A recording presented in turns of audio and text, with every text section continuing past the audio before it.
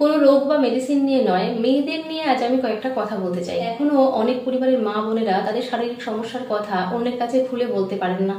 অনেকে তো এটাও জানেন না যে কোনটা নর্মাল অর্থাৎ স্বাভাবিক অবস্থা কিংবা কোনটা অসুখ। ফলে তারা অনাবশ্যক বা অনাকাঙ্ক্ষিত কষ্ট পান। অনেকে এমন কিছু রোগে সাফার করছেন যেটি প্রথম অবস্থায় চিকিৎসা করালে রোগটি আজকে হয়তো এরকম একটা কঠিন অবস্থায় পৌঁছাতোই না। অ্যাকচুয়ালি মেয়েদের শরীর প্রাকৃতিক কিছু নিয়মে বাঁধা, শারীরিক জটিলতা পুরুষের তুলনায় অনেক বেশি। মাতৃত্ব ও গর্ভধারণে এই যে পুরো প্রসেসটা, পুরো অধ্যায়টা, এটা স্ত্রী শরীরেই প্রকাশ পায়।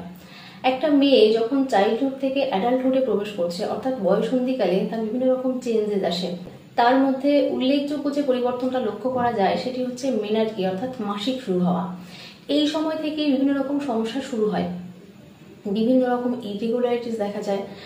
যেমন কারো কারো মাসে 2-3 বার পিরিয়ড হচ্ছে, কারো 1-2 মাস বন্ধ থাকছে, কারোর ব্লিডিং এর পরিমাণ অত্যাধিক বেশি তো কারোর অনেকটা কম।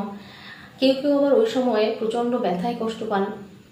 আবার যখন কেউ কনসিভ করেন তখন থেকে পুরো প্রেগনেন্সি পিরিয়ডে বিভিন্ন রকম শারীরিক জটিলতার সম্মুখীন হতে হয় অনেককে।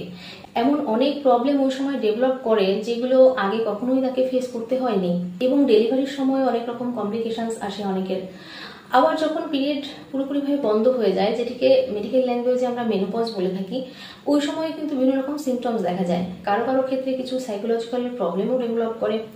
সুতরাং বুঝতেই পারছেন প্রতি পদে পদে মহিলাদের অসুবিধা ও অসুখের সম্মুখীন হতে হয়। তাই স্বাস্থ্য সচেতনতার দিকে মেয়েদের অর্থাৎ আমাদের একটু বিশেষ নজর দেওয়া প্রয়োজন, যাতে আমরা নিজেদের অনেক অনাকাঙ্ক্ষিত সমস্যা কিংবা সাফারিং এর থেকে দূরে রাখতে পারি।